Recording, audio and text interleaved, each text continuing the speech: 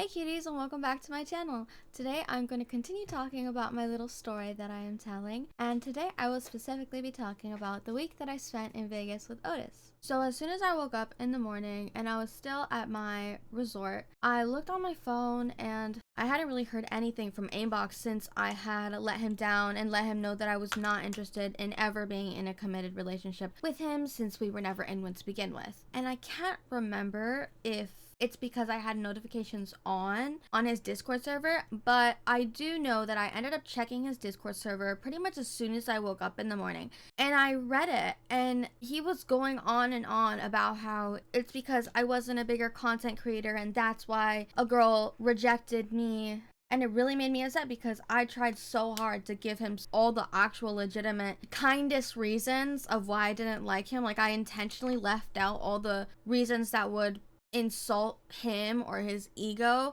to protect his feelings.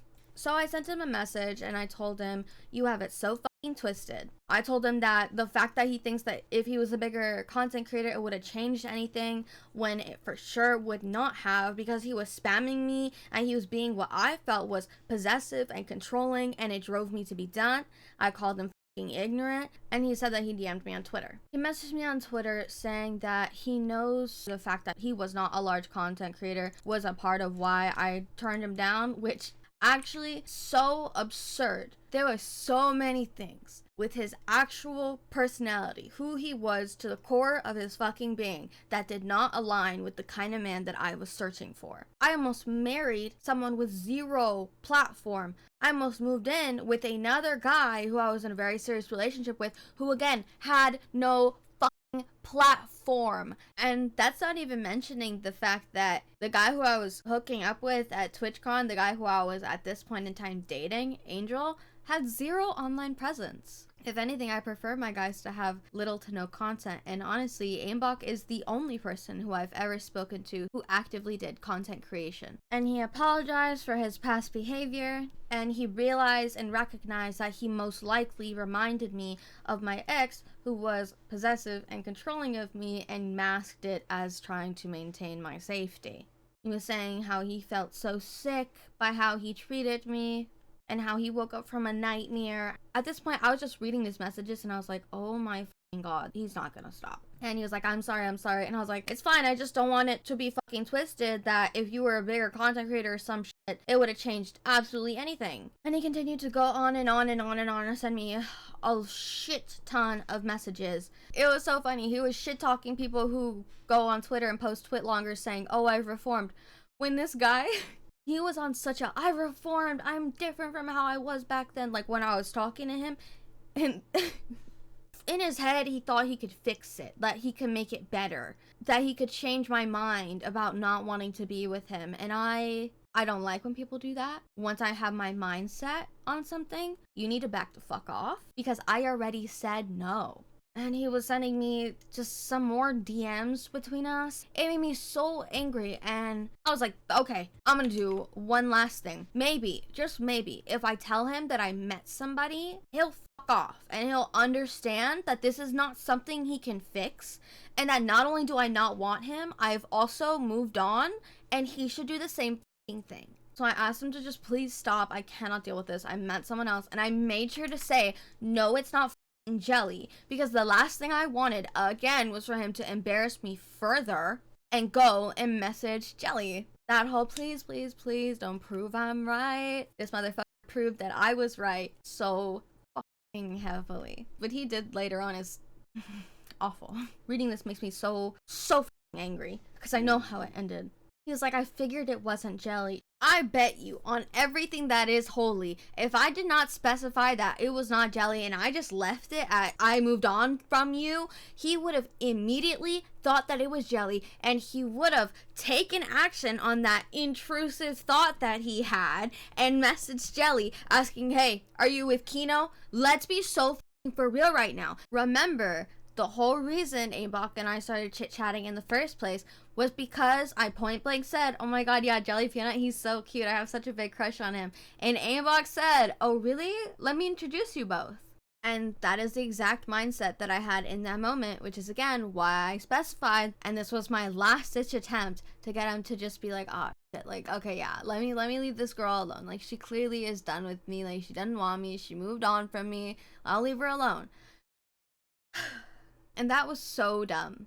That just made him behave worse, actually. He started demanding to know who it was. He started guessing who it was, asking if it was someone that I knew before TwitchCon. I didn't want to say exactly who it was because it's none of his fucking business. I owed him a proper rejection. I owed him the reasons of why. At this point, I've given him everything. I don't need to give him fucking details. Who are you to demand knowledge of my personal life?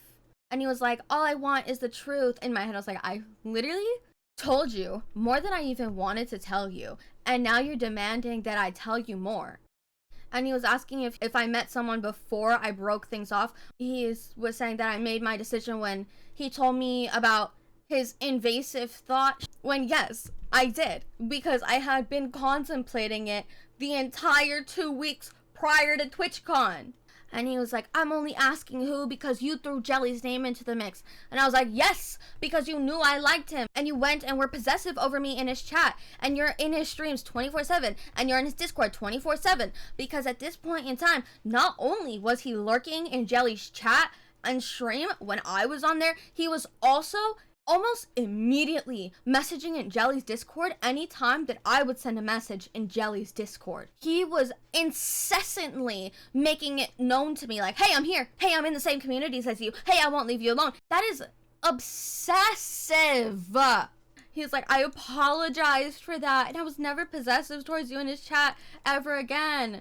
Okay, you apologized. So that means I should just forget about it, even though you're being possessive again? And I was like, you were not active in anything in his chat or in his Discord before any of this, because that's fucking true. He had been AWOL in that community for a very long time. And I said, like, once is enough. You weren't my boyfriend. I let you down. You're hounding me all in his chat and Discord. And he was like, do you not believe I'm capable of changing this part of myself? And again, at this point, I was still somewhat trying to be nice. So I said, I'm sure you are capable of changing. I was just trying to let him know, like, you're not the person for me. And I said, I'm doing what's best for me, and that he's old enough to be able to take this with stride and understanding and move on with his life instead of hounding me and stalking me the way he still is. He continued on saying that it was just an invasive thought that stemmed from the part of himself that he was fully capable of changing. And at this point, I was incredibly irritated because I'd given him reason after reason after reason, more than just, hey, you pissed me off in the karaoke bar, I don't want to talk. And I was really concerned and upset with his lack of hearing what I was saying and his lack of maturity that he was displaying. So in order to kind of get it across to him that, hey, you're being really immature right now, I told him that he was acting younger than Andreas, who is my ex-fiance. And if you don't know the story with that, it happened literally just before TwitchCon. So go check out my other videos on that. It's a couple videos back. And he said, yeah, of course I'm acting like this. I'm hurt and I haven't slept. And you know what? I understand that he's emotional, and I understood it in the moment. So I took that and I was like, everything that I was saying to him was going in one ear and out the fucking other. So I flat out said, I don't care. Because he was unable to hear the things that I was saying in his heightened emotional state, it was very obvious that there would never be a peaceful resolution, especially in this moment. So I decided, okay, well, he's not listening to me. He's not hearing me. I don't even want to talk to him at all anymore at this point, and I don't want him in my life. I'm gonna block him. I'm done. So I blocked him. The conversation started around 8 a.m. and it ended at around 11:30. I'm not too sure around what time Otus came to pick me up, and I also can't remember 100% certain if I was speaking with Otus simultaneously while I was messaging Aimbach, and if she was the one who was like, dude, just block him. Like, I'm pretty sure that happened at some point. So I left Aimbach to do his little crash out all on his own, and Otus and I had planned to stay at the Golden Nugget on this day. So we made our way to the Golden Nugget, and we had to check in at around 3 o'clock, and so many things went wrong with the hotel. It turns out that the day that I had booked to stay there, they had closed the pool. The day before was the last day that they had the pool open. I was devastated. That was all I was looking forward to, for real. And the line was like an hour long. It was crazy. And on top of that, I paid for Otis to have a parking pass because we were confused on where to park, so I paid for that. And I also paid for a second bed to be added to the room. Her and I get up to the room and we just start chit-chatting, talking about how it sucks about the pool because, you know, I was so hyped about it. I'm sure I got her pretty hyped about it, and it just kind of fell through in front of our faces, and we were like, what the fuck? We literally were watching them suck the water out of the pool, and we were like, what the fuck? I think that was why we're here. What? Or at least I was like that. I don't know if she gave that much of a shit. So we got to the room, we put our stuff in the room, and we both agreed that we were super tired from TwitchCon, and we just kind of wanted to relax, and maybe in the evening we would explore Fremont Street, which was right outside of the Golden Nugget. We spent the whole day talking, and we really opened up to each other. I told her a lot about my ex and how my ex would tell me that none of them would ever want to be friends with me because I'm a brand risk, because I do OnlyFans, and that it meant so much to me that everyone was so nice to me. And she started crying and started saying that it was really wrong for my ex to do that, and that if anything, she's the brand risk for reasons that I won't disclose. And she was crying, and we were just talking and bonding, and she was telling me about her family more, and I was telling her about mine, and she was talking about crypto, and she showed me her crypto account that had like 80,000 in it. I've literally never seen a number that big in my life. I really opened up to her, and I'm pretty sure I told her about the crush that I had on Jelly. I'm not entirely sure, but I think I did. It was just so obvious to this girl that like I was a very mentally fragile person, and I had recently been through a lot.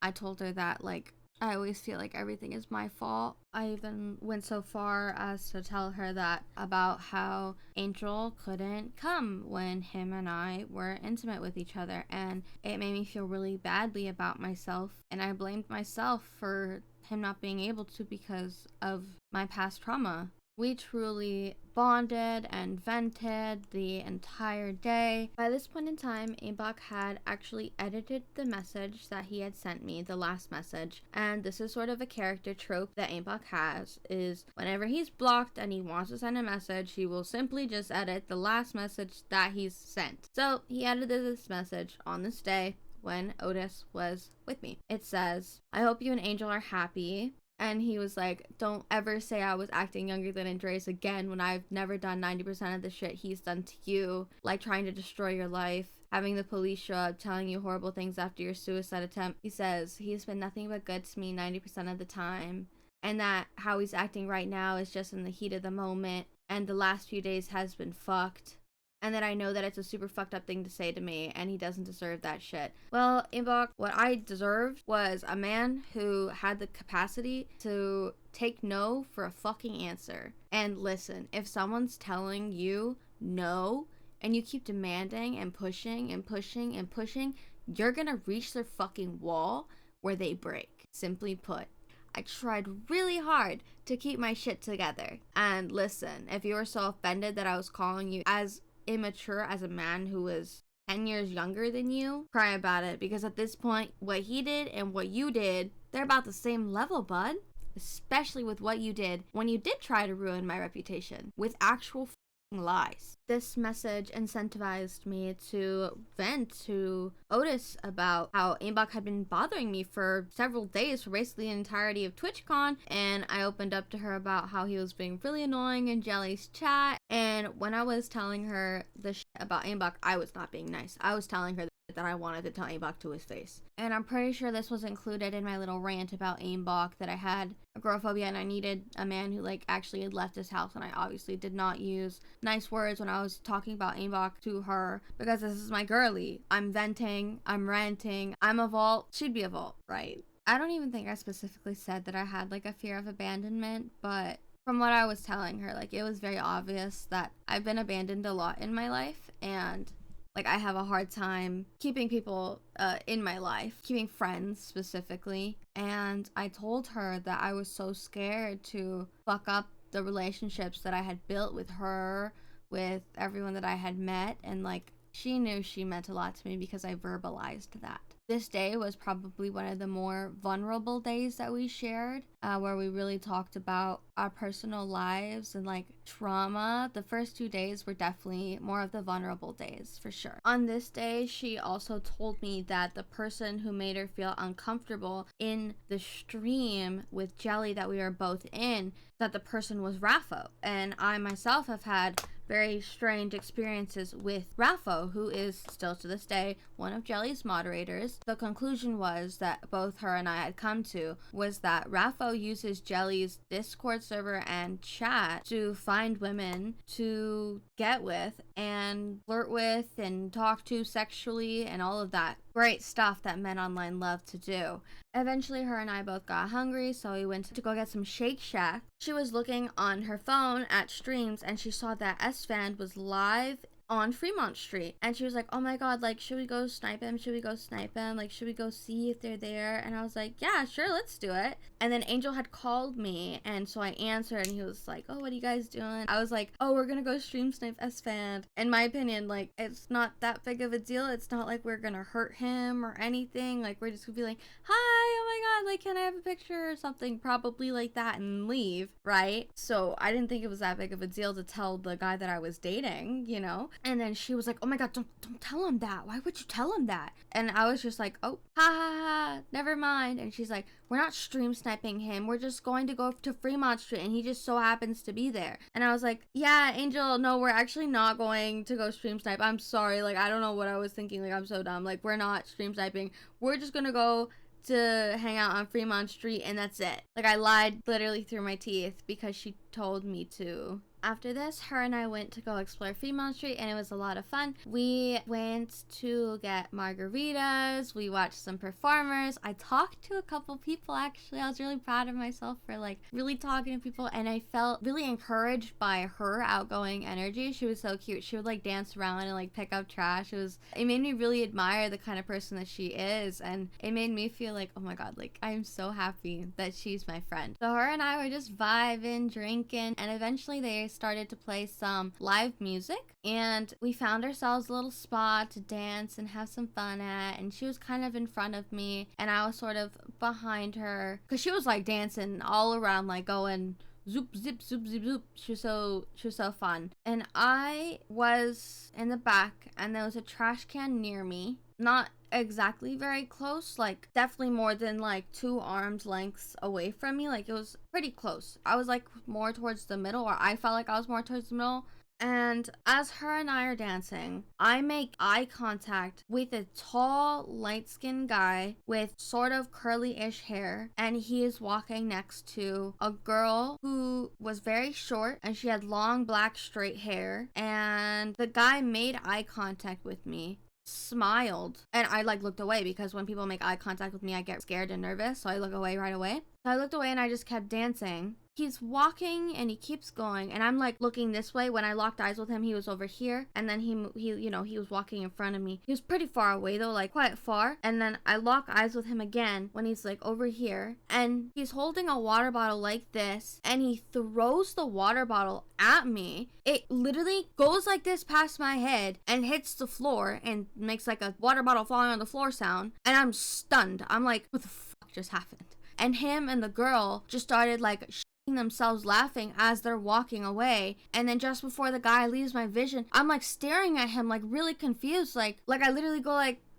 what the fuck was that for? And then he just goes like he's literally just laughing up a storm with this girl, and then he does that, and I was just like, what just happened? What just happened? What just happened? Like, that really scared the actual shit out of me. It sent me into like a panic because I didn't know if it was someone who didn't like me or if it was someone who knew me. The guy kind of looked like a previously mentioned man who I feared would become a stalker, and who I reached out to my ex-fiance for help with, who I talked about previously. He looked like him, and I got really scared. Like, maybe it was an accident truly, and they just were aiming for the trash can, and they were just lazy and didn't want to go and do it, so they threw it at me instead. I don't know, but it still like really scared me. And I tell Otis, because she's in front of me, and I say, someone just threw a fucking water bottle at me. And she turned around and she was like, what? Where are they? And I was like, they literally just passed the hotel right now. So the hotel was like kind of like a corner like that, and they were like right here when he threw the peace sign, and it took me from here to them completely vanishing from my vision for me to even like comprehend what happened. And then I told Otis, and she's like, where are they? And I was like, they went over past the hotel, like they're gone, like they went that way, but someone just threw a water bottle at me. And then she was like, where are they? And I was like, they went that way, I don't know where they went, I don't know if I know them, I think I know them. And I started to hyperventilate and get really scared, and I was like, I'm sorry, I'm having a panic attack, I'm sorry. And then she went into like protect mode, and then we went over to the wall, and she was so sweet, and she created like a little barrier for me because there was a lot of people out at this time. And I was like, I'm so sorry, I just got so scared, I wasn't expecting that to happen, like I'm so sorry, we were having so much fun, I'm so sorry. And I was so embarrassed that I had a panic attack in front of her.